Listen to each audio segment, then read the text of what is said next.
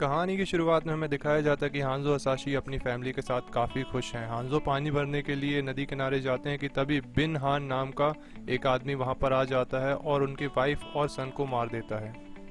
अपनी वाइफ की चीख सुनकर हांजो वहां आते हैं और सभी अटैकर्स को मार देते हैं और फिर बिन हान से लड़ने के लिए जाते हैं और उनके बीच काफ़ी घमासान लड़ाई होती है, जिसके दौरान हांजो हसाशी मारे जाते हैं और उनकी आत्मा नर्क में चली जाती है, जिसे नीदर रेल्म भी कहा जाता है। भी वहाँ radian the God of thunder आते हैं और हांजो की इकलौती बची बेटी को वहाँ से ले जाते हैं। फिर कहानी वापस से प्रेजेंट में आ जाती है। हमें दिखाया जाता है कि अर्थ आउटर वर्ल्ड से 9 मैचेस हार चुका है और अगर अर्थ 10वां मैच भी हारता है तो आउटर वर्ल्ड का कब्जा अर्थ पर हो जाएगा।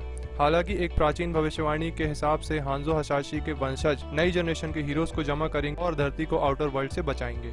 इस बात की जानकारी शैंग जुंग को लग जाती है और वो अपने वॉरियर्स को अर्थ के वॉरियर्स को मारने के लिए भेज देता है, जिनकी पहचान उनकी बॉडी पर बना ड्रैगन मार्क होता है, वो भी अगले टूर्नामेंट के पहले। अगले सीन में हमें दिखाया जाता है कि कोल योंग नाम का एक फाइटर अपनी फैमिली के साथ टाइम स्पेंड कर रहा होता है कि तभी बिन हान उस पर हमला कर देता है। तभी वहाँ पे जैक्स, जो कि पहले स्पेशल फोर्सेस में था, उन्हें बचाने के लिए आ जाता है और कोल को अपनी पार्टनर सोनिया से मिलने के लिए बोलता है और सब जीरो से लड़ने के लिए चला जाता है। लड़ाई के दौरान बाय हान, जिसे सब जीरो भी कहा जाता है, जैक्स के हाथों को फ्रीज कर देता है और उन्हें उखाड़कर उसे मरा समझकर छोड़ देता है। अब कोल सोनिया को ढूंढता हुआ उसके हाइड आउट तक पहुंच जाता है, जहां सोनिया उसे पकड़ लेती है और उसे अंदर ले जाती है, जहां पर उसने पहले से ही एक आदमी को बंदी बनाया होता है, जिसका नाम कानो रहता है। सोनिया उसे बताती है कि जैक्स और वो मॉर्टल कॉम्बैट के बारे में काफी समय से जानते हैं और उसे बताती है कि ड्रैगन मार्क एक पर्सन से दूसरे पर्सन ट्रांसफर हो सकता है। तभी हाइड आउट पर शैंग शुंग का एक वॉरियर उन पर हमला कर देता है, लेकिन कानो उसे मारकर उसका दिल निकाल लेता है और कानो उन सभी को radian the God of thunder के टेम्पल ले जाता है। वहाँ उनकी मुलाकात ली कांग और कांग लाओ से होती है। फिर वो उन्हें रेडियन के पास ले जाते हैं, जहाँ पर जैक्स पहले से ही मौजूद होता है। रेडियन उसे बचाकर वहाँ ले आता है और उसे मैकेनिकल आर्म्स दे देता है। तभी शैंग शुंग अपने साथी सब जीरो और मिलेना के साथ टेंपल पर हमला कर देते हैं, लेकिन रेडियन उन्हें बचाने के लिए टेंपल के आसपास एक शील्ड बना देता है। वहीं सोनिया जैक्स को ट्रेनिंग देती है ताकि उसकी कंडीशन में सुधार हो सके। वहीं दूसरी तरफ हमें दिखाया जाता है कि नए फाइटर्स को ट्रेनिंग दी जाती है ताकि वो अपना आर्केना अनलॉक कर सके। आर्केना एक ऐसी स्पेशल पावर होती है जो हर ड्रैगन मार्क होल्डर के पास होती है।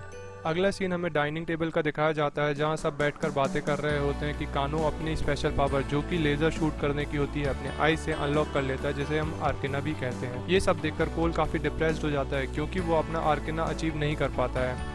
इस वजह से वो रेडियन से कहता है कि उसे अपनी फैमिली के पास भेज दे। रेडियन उसे बताता है कि वो हसाशी का डिसेंडेंट है, फिर उसे उसकी फैमिली के पास टेलीपोर्ट कर देता है। अपनी पहली कोशिश में फेल होने के बाद सैंग शैंग फिर दोबारा टेंपल पर हमला करने के लिए आता है, लेकिन इस बार उसके पास एक नया प्लान होता है। कबाल, जो कि कानो का कभी साथी था, उसे पावर का लालच देकर टेंपल के चारों ओर की फोर्स फील्ड को डिस्ट्रॉय करने के लिए बोलता है और कानो उसकी बातों में आकर फोर्स फील्ड के सोर्स को डिस्ट्रॉय कर देता है, जिससे कि टेंपल के चारों ओर की फोर्स फील्ड खत्म हो जाती है। जिसके बाद अर्थ के वॉरियर्स और आउटर वर्ल्ड के वॉरियर्स के बीच में लड़ाई की शुरुआत हो जाती है।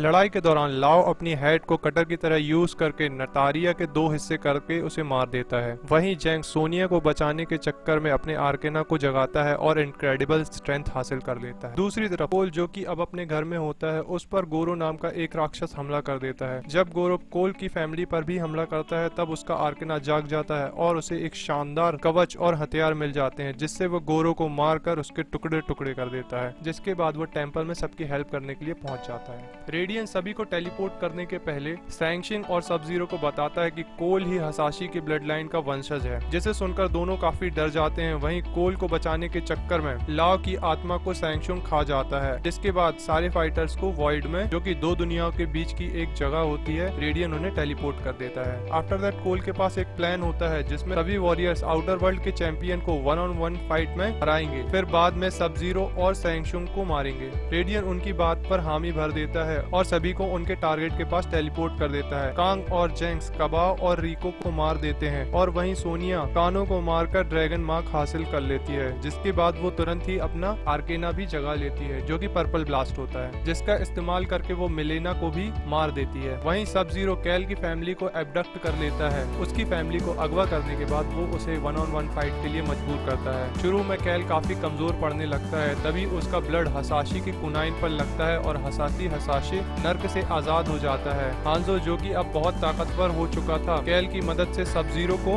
हराता है और उसकी फैमिली को भी फ्री कर देता है और सब जीरो को हेल की आग में जला देता है। स्कॉर्पियन कोल को थैंक्स कहता है और फिर उसे उसकी ब्लड लाइन का ख्याल रखने के लिए बोलता है और फिर वहाँ से निकल जाता है, इससे पहले कि रेडियन और उसके साथी वहाँ पहुँचते। तभी वहाँ पे सॉन्ग शॉन्ग आता है और कसम खाता है कि वो बदला लेगा और अपने चैंपियंस की बॉडी को वापस भेज देता है। तभी रेडियन उसे वहाँ से वापस आउटर वर्ल्ड में फेंक देता है।